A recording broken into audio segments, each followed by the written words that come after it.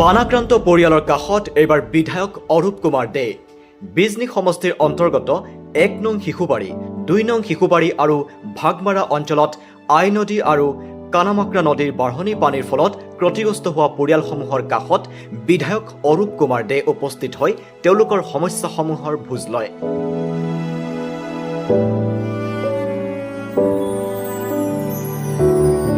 বিজনী সমষ্টিৰ বিধায়ক অৰূপ কুমাৰ দে বানপীড়িত লোকসকলৰ বাবে প্ৰয়োজনীয় খাদ্য সামগ্ৰী আৰু পোহনীয়া গৰু ছাগলীৰ খাদ্যৰ ব্যৱস্থা কৰে।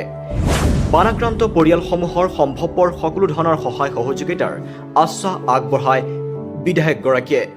বানাক্ৰান্ত পৰিয়ালৰ পৰিদৰ্শনকালত বিধায়কগৰাকীৰ সৈতে বিজনীৰ SDO চিভিল, SDPO চাৰ্কেল অফিচাৰৰ লগতে বিজেপিৰ জিলা মণ্ডল আৰু ৰাজ্যিক সমিতিৰ বিভিন্ন দায়িত্বত থকা বিষয়ববীয়াসকল উপস্থিত থাকে।